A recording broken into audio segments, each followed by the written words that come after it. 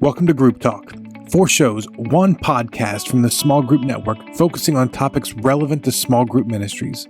Whether you're in a church of 100 or 10,000, whether you're a volunteer or staff, we want to support, encourage, and equip you to lead well. So relax, listen, and enjoy Here to There with Carolyn Picetta. Hi, everyone. Thank you so much for joining us on Here to There, where we explore how we can move from some aspect of our present reality to the preferred future that unleashes what God has for us. So in today's program, we're going to focus on a topic that has gained greater urgency in this COVID-19 restricted environment: online training for group leaders. Whether they're new leaders or ongoing leaders, they need to be equipped and empowered, which typically happens in large part, at least in the past, through leader trainings. So with so many of our churches still unable to host large gatherings in person, creating a robust and effective online training is both a necessity and probably the best strategy in this strange season that we are in. So even if you are in a country or a state that's not been as affected by this pandemic and can still meet physically and host large group trainings, you still have to deal with the challenges of busy schedules, vacations, illnesses, and other issues that make it harder and harder to gather all your leaders at the same time in one place. So online training may be a great option to offer alongside your in-person trainings. So I have to confess that I picked this topic for really selfish motives because I needed it. For the past few years, I kept thinking, I probably should film some videos, put some resources together, and create an online training system for my church. And every time I saw an online training model on a church's website, I had this fleeting thought, I got to get to that. I should do that. But of course, I never got around to it because it seemed like a big, daunting project. And of course, there was so much other stuff to do. And I also really loved our regular in-person gatherings. People really enjoyed it. They were so good. And I just loved the energy of those times. So I just didn't have a whole lot of urgency to creating an online model. But, I'm in California and we probably won't be gathering in large groups in person for months to come. So if necessity is the mother of invention, it is beyond high time for me to figure this out and to create an effective online training for both our new and experienced leaders. So if you're like me and you've been putting this off, I know this podcast will be helpful in getting you started. If you already have an online training program or you've taken some steps towards it, but it's not as effective as you wish it could be, hopefully you'll pick up some nuggets as well to improve your system. So for this conversation, I invited one of my favorite people in small groups ministry world and a popular repeat guest on Group Talk, Will Johnston. Will, thanks so much for being on the program again. Hey, Carolyn, thanks for having me. I really enjoyed it last time. Yeah, so last time, summer actually was around the same time. We had the best time examining and largely debunking the 10 common assumptions of small groups ministry. And, by God's grace, I think we still have friends in the ministry world. Fewer, but yes, we still have them. Yes, so I really actually appreciate that about you, Will, that you don't have a lot of sacred cows and that you're willing to put stuff to the test and just adopt models just based on what works best. And so if you are interested in that conversation, you can find it both parts 1 and 2 on our website and Small Group Network or under iTunes or wherever you get your podcasts. And it's around July or August of 2019. So let me tell you a little bit about Will. He is from the Chicago area, and after graduating from Wheaton College with a degree in theology, he moved to Washington, D.C. and started working on Capitol Hill for a while. He then joined the team at National Community Church, where he served as a small groups pastor, and he's now the adult ministry pastor at Eastside Christian Church in Anaheim, California, where he oversees small groups along with a few other. He keeps an ever-expanding list of other ministries.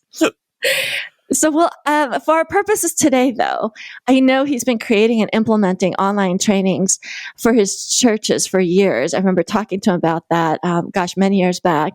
And he's got a lot of experience about what to do, maybe also what not to do when it comes to this topic.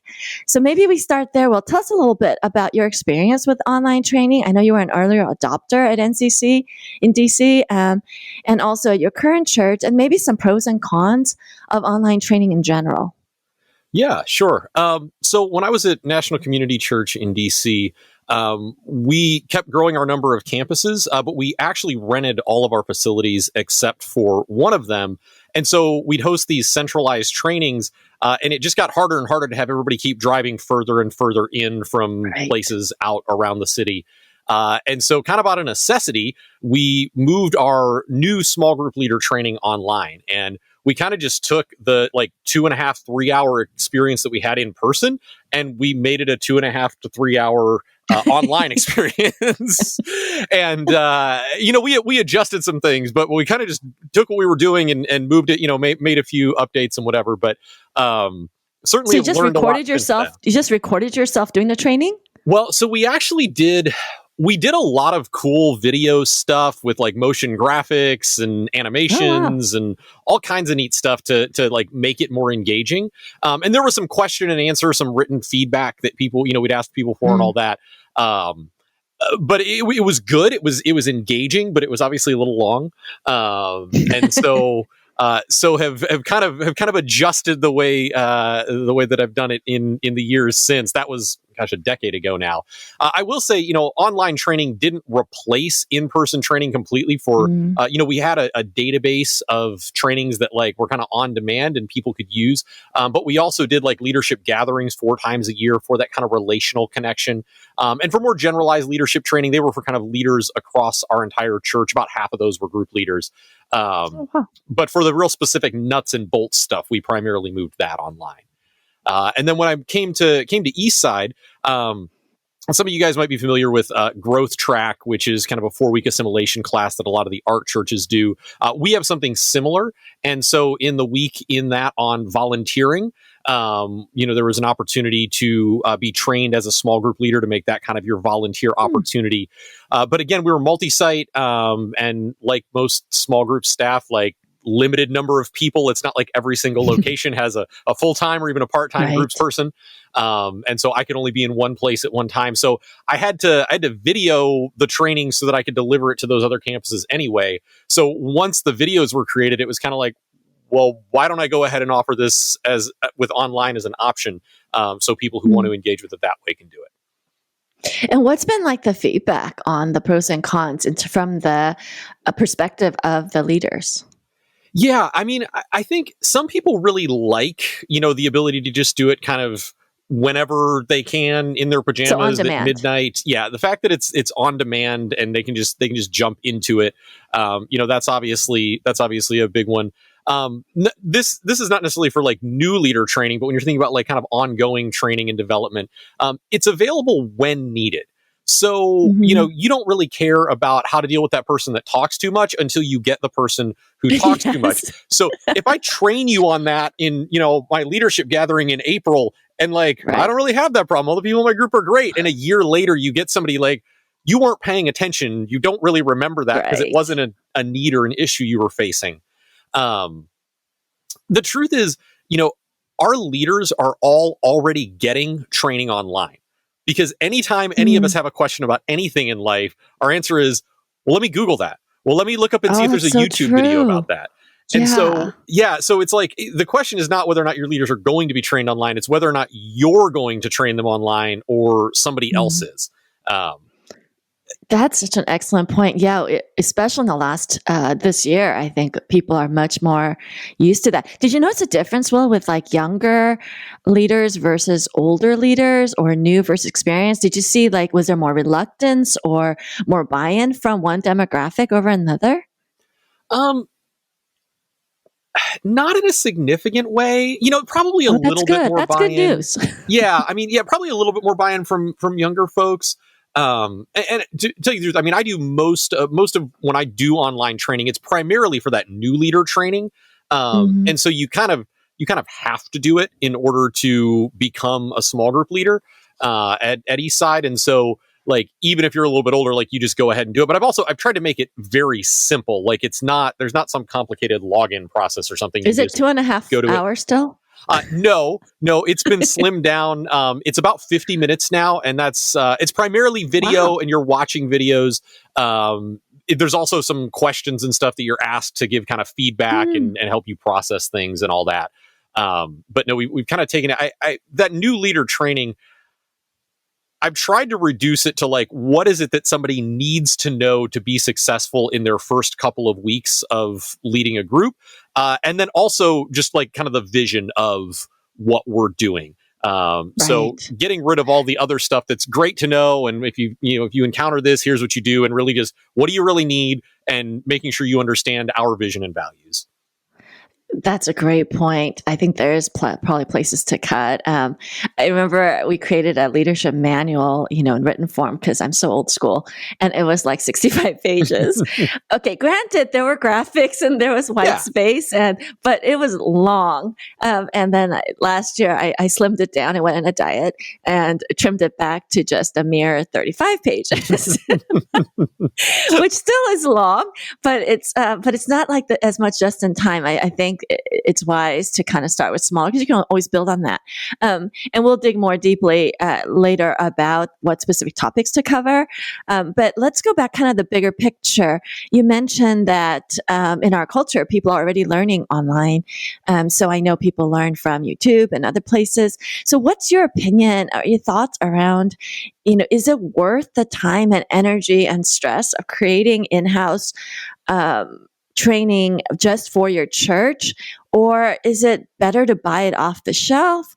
Or, if you just Google YouTube and say you Google one of our other group talk hosts, Bill Search, for example, he's an awesome trainer, and he's got so many like 5-minute videos on these various topics as an example, or Steve, or, actually I looked at yours. I might just plop yours into my leader training, but like what do you think about doing in-house customized versus kind of out there and what's out off the shelf? I think one of the biggest services you can provide to your leaders is to kind of curate that content for them, and to find the stuff that is really good and create kind of your own list or database or web page with it on whatever, so that when they have a question, they can go there, or maybe you provide it to your coaches. So when your coaches get a question, they can send, your leaders a link to some kind of resource. So yeah, I don't think you need to reinvent the wheel, right? If Bill Search has a great training video on something, just embed Bill's in your webpage and move on. Don't spend 3 hours writing something and filming it and editing it and whatever. At the same time, especially if you're talking about like that new leader training, right? You want to cast some vision for groups at your church, how you do them, why you do them that way. You want people to kind of hear your voice as the leader of that ministry, or your lead pastor's voice as the leader of the church, or both. So yeah, I think you can mix in content from other places, but at least in terms of that new leader training, like I don't know that I would ever just totally grab something and adopt it without at least adding some content that was me talking about, here's why I love groups, here's why I do what I do, here's why the church does them this way, here's what we're all about. Yeah, so the personal touch, I think you're right, that matters. Gosh, it's the hard part though, because the insecurity comes up, and I'd much rather, watch an expert on video than try to create something like that. But I think, or the feedback we've gotten over time when we have done stuff, that I kind of wince at, but our volunteers really do like that personal touch. They seem to really feel connected, and that's worth a lot in terms of volunteer engagement. And so I think, just as an encouragement to our listeners, if you're like me and you hate video, but it's a necessity of life, that people are pretty forgiving, and they just love that they've seen you and they know you, and they're already giving you a lot of grace because of that anyway. So it's worth doing, especially, I love that distinction, Will, maybe for the problem solving task like the, talker or the whatever, you can use an expert that's just, on YouTube, but for the vision stuff and for stuff that's related to your own church stuff, that would be good to do. And that's a good place to start, maybe, if you're a newbie. Yeah, absolutely. And I think when you think about creating your own content, like, it's really important not to let like the production value or something get in the way of you just doing it, right? Like, it's great. When I was at National Community Church, we had these great produced videos and they were all fancy and everything else. At Eastside, honestly, I've just it's just me talking basically, like, and it's, and it's a little bit more well done, like it's a professional camera and whatever. But I've also done just kind of updates for leaders and, some kind of brief, just on demand training stuff where it's just like, here's me in front of my webcam or me in front of my iPhone, and just going to talk for a few minutes about this. And there it is. It's not always super fancy, whatever. So it's really just delivering the content through your voice and your presence. Exactly. And so you think just a basic laptop or basic iPhone for those short update kind of thing, you think that works okay? Yeah, it's good. I mean, half the time, honestly, people are watching them on their phones anyway. Like, True. It's not like they're, streaming it on a 70-inch TV most of the time. So that's a scary thought. If it's good enough for a Zoom call, like, it's probably good enough for a quick update training video. If it's a staple thing you're going to use all the time, like, it's probably worth investing a few more resources into it if you can. But if not, even still, like, it's fine. People are used to just watching kind of whatever it is. That's true. And actually, I've recorded a few things on Zoom and used a video, and the quality is fine. Yep. And the sound quality actually is a little better than if I was just doing it on my phone. So that's most people seem to now have, those accounts. So that might help. But thank you for that. Setting us free from the production perfectionism of that. Okay, let's talk about kind of the interactive versus static availability. So like on demand versus live. Sure. What's your experience been with that? Okay, so let me actually jump back. What I didn't talk about was the cons of online training. So just real quick, there's a lack of a relational connection. Obviously, it's just somebody watching a video, especially when you think about like a new leader training. Like, I'm not interacting with that person now. They're just sitting behind a screen, so they don't get to know me and I don't get to know them. There's, as the trainer or the teacher or the leader, there's a lack of feedback on whether or not it resonates. When I'm standing in front of 100 small group leaders or 10 small group leaders or whatever it is, I'm like reading the room and like, oh, this is not going well. I need to adjust, or, this is just kind of like, oh, it's out here. I hope people like it. And then the other thing is, when you're talking, especially about on-demand training, like, it's hard to train on important topics that aren't felt needs. So like the value of discipleship, right? Like, most people are not like, let me go find a training video on the value of discipleship. If I've got my leaders in a room and I've gotten them there because I'm feeding them, I've gotten them there because they like the relational connection. One of our last ones we did before, we had to shut everything down in person. We had like a cover band come and play a couple of like Queen cover songs just because it was fun and, want to make it a fun environment. And then I can talk about stuff that's not like the burning question that people have, of the things I think they really need to know. So that's some of the downsides of online. So when you're talking about like Zoom and kind of an interactive format versus, an on-demand format, obviously you get some of the relational connection back. I mean, I'm a firm believer that physical presence is important. So I think there is still something lost, but you get a lot more relational connection. Obviously, you're getting some feedback, right? Like you're getting to kind of watch people and see if they're engaging or they look like they're over checking their email or watching some other video and only half paying attention to you. So I think that's, there's really some benefit to it. We've used that in a couple of ways. So we have like a leadership pipeline where we do like these 5 trainings to take people from kind of one level in our organization to another in terms of leadership. And so those typically meet in like a small group format. Obviously, since COVID, we haven't been able to do that. And we can some now with some in-person stuff, but still a lot of folks aren't, wanting to get together for obvious reasons. And so we've been using them for those groups, and it's been pretty successful. The benefit of that is also like we've got some campuses that are a little bit smaller and may not have critical mass to run one of those groups there all the time. But 1 or 2 people from another campus can just jump in with folks from other campuses. So it's not, it's not having to run them physically, separated and trying to kind of limiting who can participate in that way.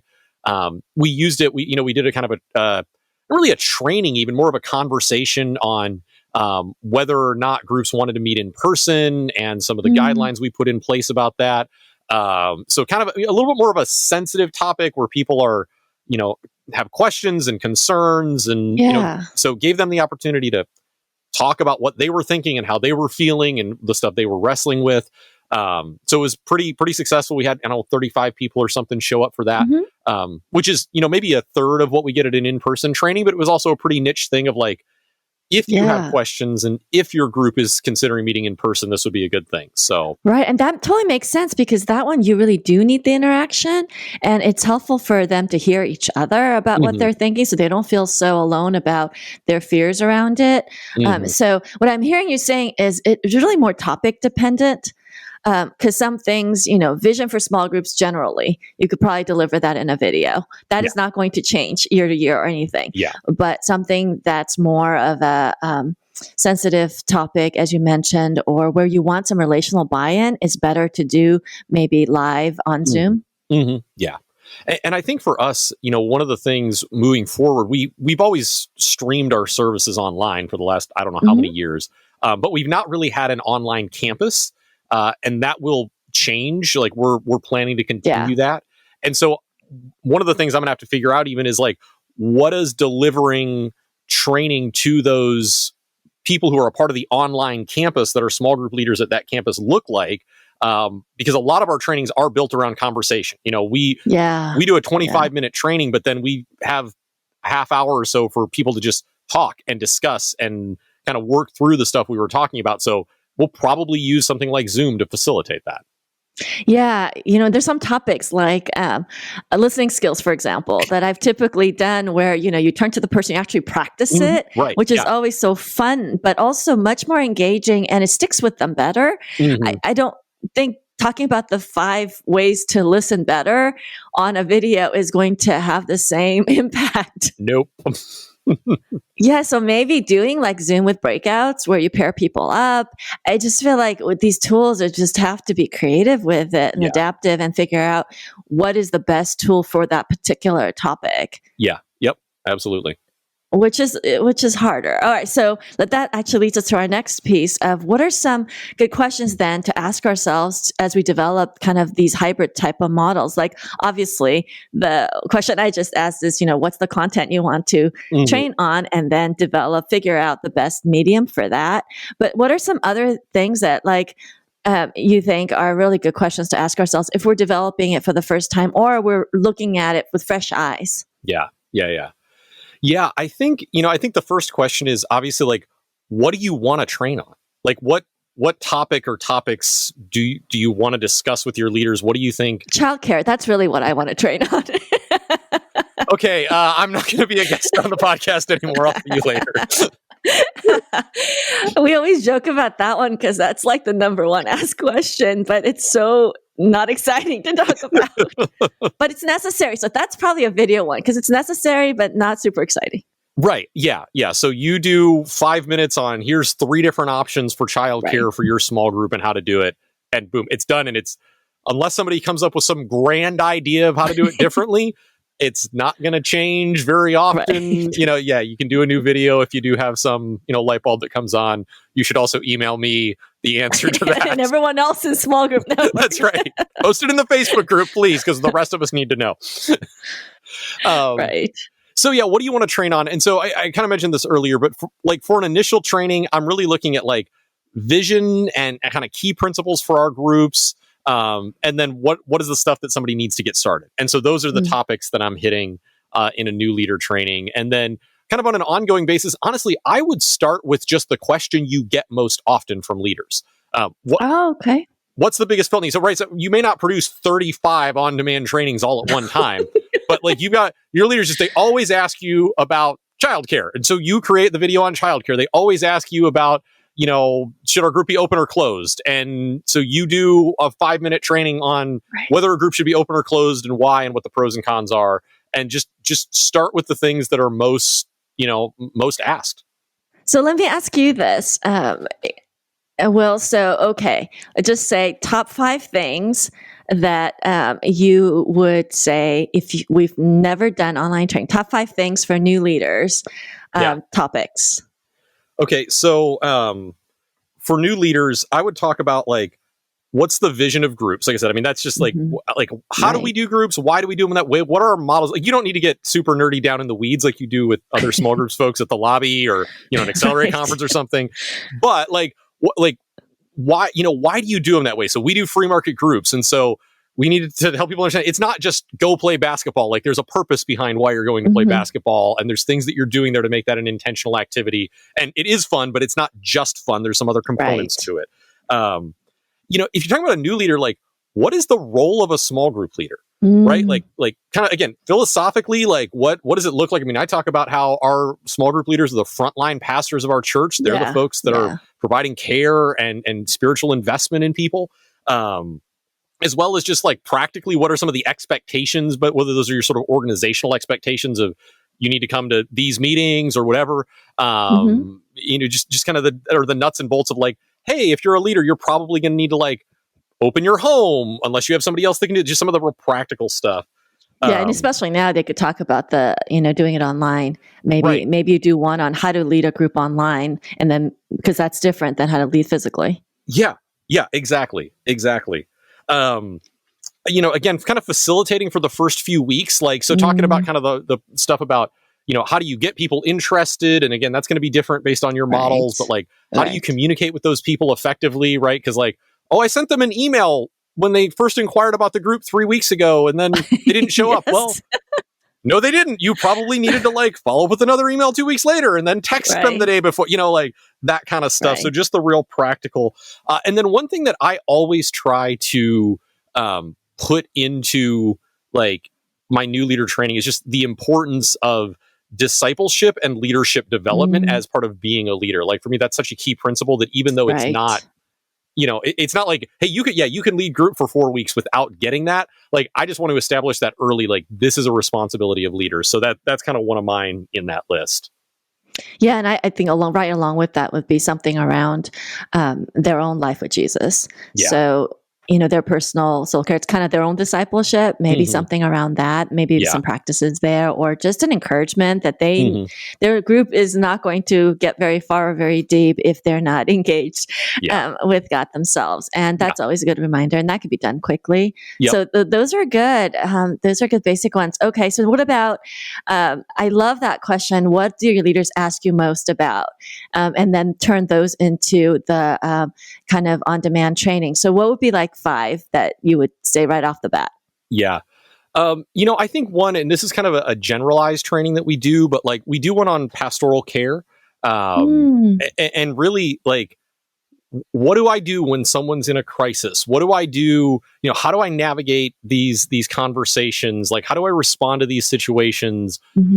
And so, our director of pastoral care actually, and I can't remember it off the top of my head, but he has this kind of process about like, ask them about what's going on, ask them what they would like to see as the result of, of kind of your conversation, whatever. Like, so it's not like we always jump to like, well, what can I do and how can I fix it? And what are the needs and all that? Yeah. But by focusing more on just dialoguing with the person, you may come to find like, you think this person needs, $3,000 to pay their back rent. And you find out, nope, they really need $40 from you because they're going to move in with their parents and they just need gas money. Like things like that. Like we sometimes go to a big solution when a small solution we really can solve in the moment.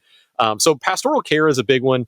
I do think, childcare, honestly, like I know it's a joke, but like, see, you laughed at me, but now here you are. No, but it's true. Like people have that question, like, what do I do? How do we do this? That's honestly one, and we don't have this in our new leader training, but just talking it out with you now, I'm wondering like if that's one we need to have that we somehow give to at least some potential leaders, because I think that's a big question people have maybe that keeps them from leading sometimes is, well, what about the kids and what do I do? So if you can kind of help them think through that, I think there are some people that might actually start leading who wouldn't otherwise. They're just like, we don't know. And then, they don't take any steps forward. So, those are a couple. I mean, there's obviously, like I said, any question, what do I study next? Right? Like that's the big one. That would be a top one too. Yeah. So talking people through just how do you gauge your group and where they are spiritually and what they might need and what their interests are. And, how polling the group with no guidance on like, here's 3 potential studies is a terrible idea.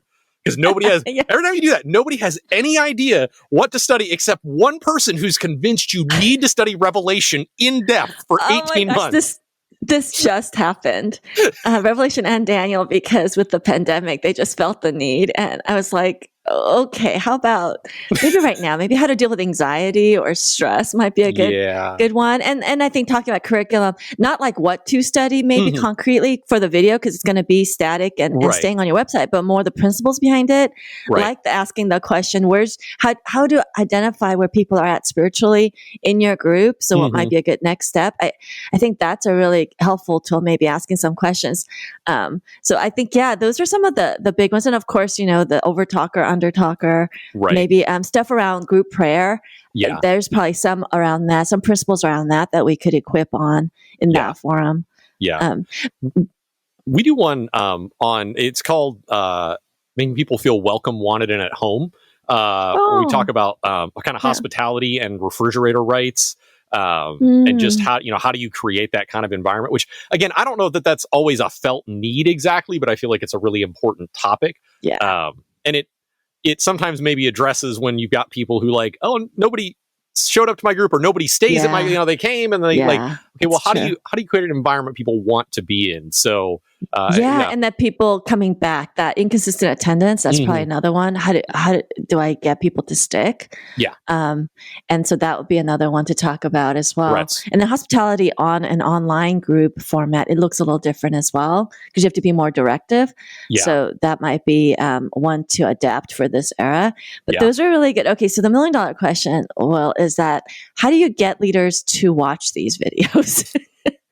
What kind of accountability tool? Is it a carrot? Yeah. Is it a stick? Do you send Amazon cards? What do you do to get people to watch them? So if you're talking about on-demand trainings, I mean, really, they have to be relevant and insightful, right? Because people are like, they're only going to put their time into it if it's worth their while. They're not going to go watch your videos. I mean, okay, your mom will watch your videos because she likes you, but most people in your congregation are not going to watch your videos because they like you. They're going to watch them because there's something about them that draws them, which is usually going to be their utility to your leader. So you've got to hit the right topics, and you got to do them well enough. And you don't have to be like a great communicator, but like, they need to be communicated well enough that it's not a slog just to get through a 3-minute video. Well, if it's, and the shortness, I think that's a key piece. If you're asking to watch 2.5 hours, that's one thing. But if you're asking them to watch 5 minutes, then the bite size is much more doable. And then what about, like, do you set expectation? Like in regular trainings, we would set the expectation that they're going to meet with a coach and they're going to have conversations about where they're at spiritually, and there's going to be some check-ins and whatnot. I feel like you could build that in and say, after you've watched this, then we're going to talk about it. Yeah. So there builds in some accountability. So they are going to watch it if they know they have to talk about it. Yeah. So you can do that through your coaching system, right? Like you can provide that. I wouldn't like hold the resources back and not give them to leaders except through their coaches. Hold it hostage.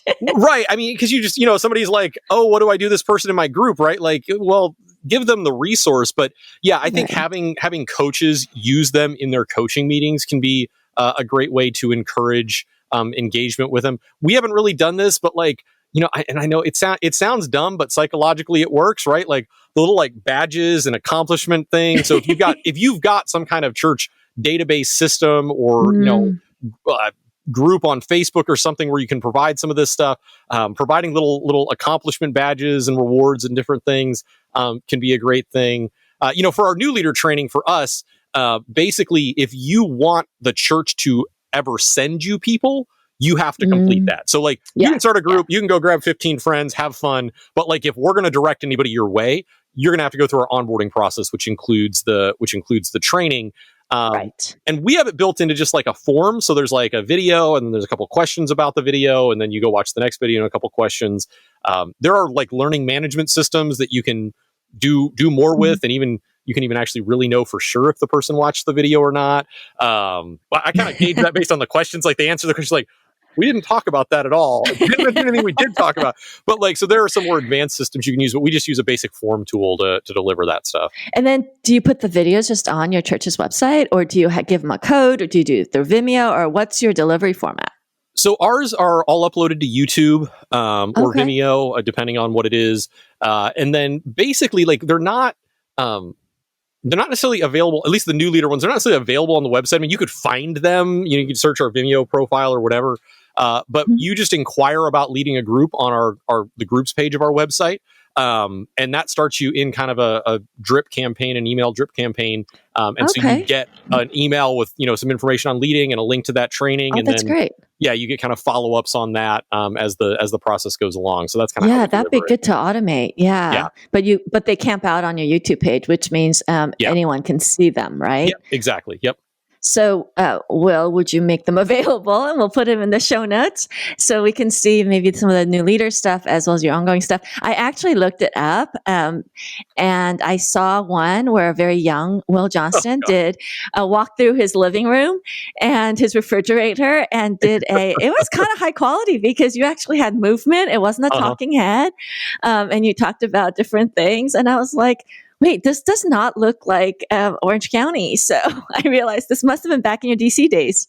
Yes, that video is like a decade plus old now. It's funny.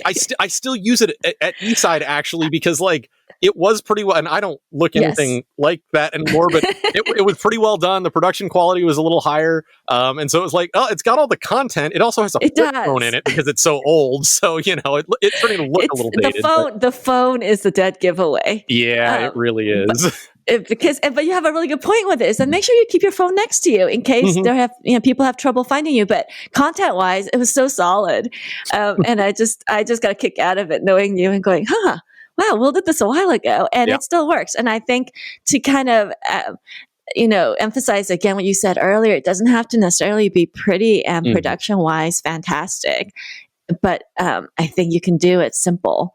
And make it useful. Yeah. And we get so caught up. And that's why I didn't do it for years because I just wanted it to be like this fabulous thing on par with so much other stuff we do. And we just didn't have the resources for it. And I didn't have the time to make it that. But now I have to make something. So now I'm like, okay, I'm going for the good enough principle now.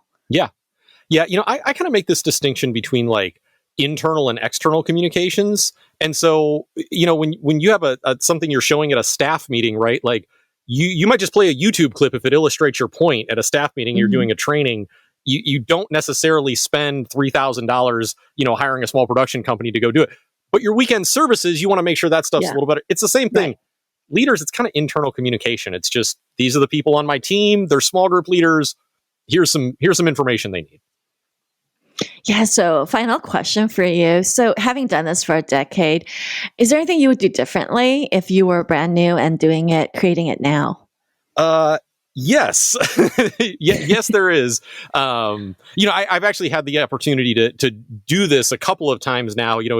We built something when I was at National Community Church and then we kind of rebuilt it a little bit a few years later and kind of made some edits and adjustments and stuff. And then coming to Eastside, kind of totally relaunched the small group ministry. And so had the opportunity to redo it. And we've honestly rewritten it once even since then. And so some of the things I've learned is shorter is better. So again, covering the things that people need to know when they need to know them. Don't try to explain everything to people up front. And don't get super long-winded and do a 20-minute training on what you do about the long talker because people are going to zone out 7 minutes in. You become the long talker in that training. That's ironic. I didn't think about that. You are correct.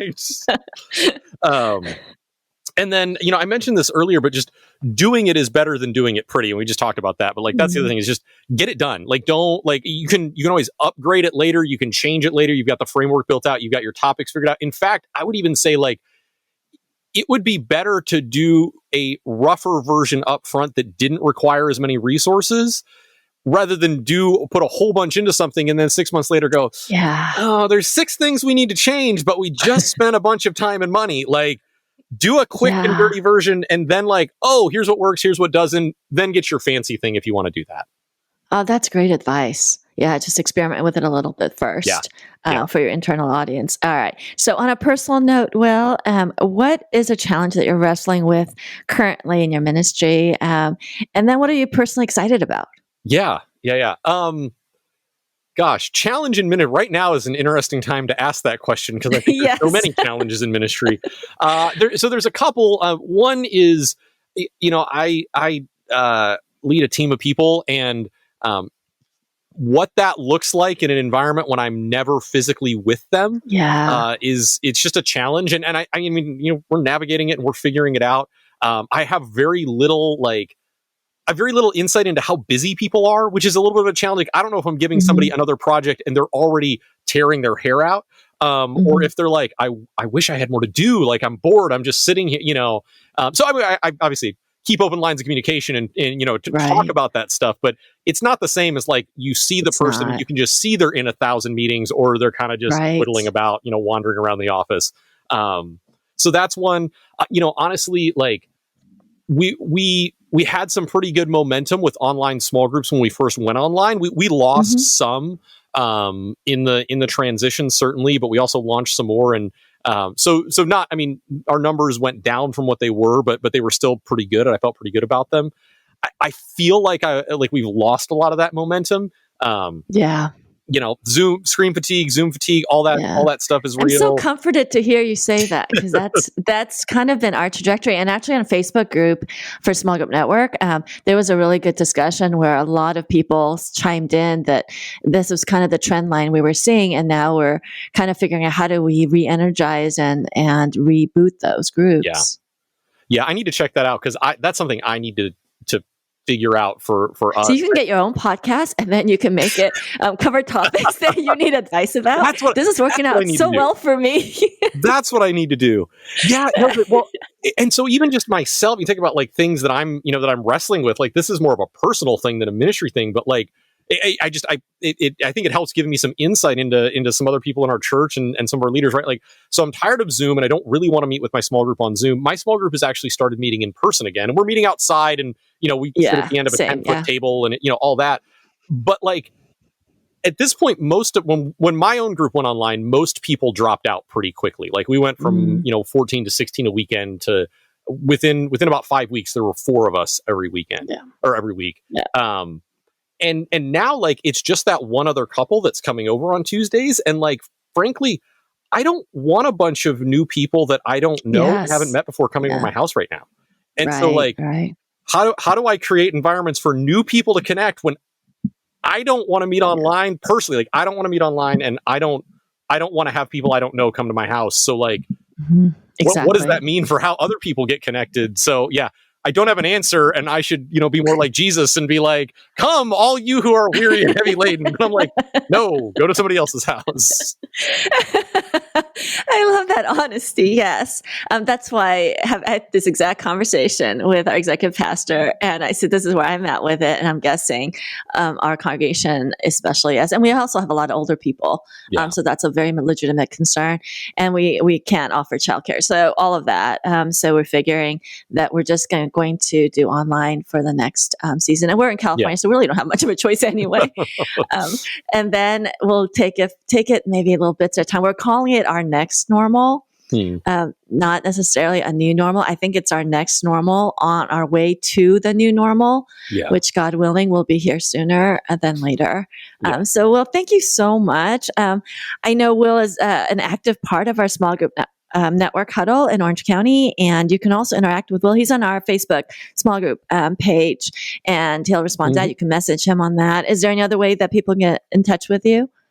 Yeah, they can always just shoot me an email, wjohnston at eastside.com. Shoot me an email there, and always happy to chat and have a phone call or a Zoom meeting or whatever. And yeah, love hearing what other churches are doing, other people are doing, and the stuff they figured out that I haven't. So. And we'll link his video if you want to see what a flip phone looks like back in the day. But the content, though, if you just want to copy it, I was like, wow, I can just kind of show this to my camera guy and say that let's just do this. So Will is incredibly generous with his stuff. So if you want to take any of his things and adapt and make it your own, he always has said that would be great in serving the big church. So thank you so much. Yeah, absolutely. Great talking to you, Carolyn. I know, always. So appreciate you. So God bless you and your ministry. And thank you all for listening to Here to There. And until next time, remember, we are better together. Hey, Small Group Network family, Jason Banzoff here, Group Talk producer and Small Group Network creative arts director. Thank you so much for tuning into this episode of Here to There, and thank you to Will Johnston for being an amazing guest, as always. Now, before we go, let's talk about huddles. Huddles are small groups for small group point people, and it's also a great way for you to find other small group point people around your area. You can meet together at your church, you can meet for coffee, you can meet for lunch, whatever it is. It's a great way for you to connect. Make sure you visit smallgroupnetwork.com/huddles to find one in your area. I promise you, you won't regret it. And thank you for listening to Group Talk. We invite you to subscribe to our podcast through iTunes and get new episodes downloaded automatically. Also, if you enjoy this program, please take a few minutes to give us a positive rating on iTunes so that other small group point people can find us more easily. We encourage you to visit our website at smallgroupnetwork.com to access our library of free resources, connect to a huddle with other small group ministry leaders in your area, read our blog articles, or join us on our Facebook group. Don't forget to use the hashtag SGNet when engaging with your social media channels. Thank you for your support.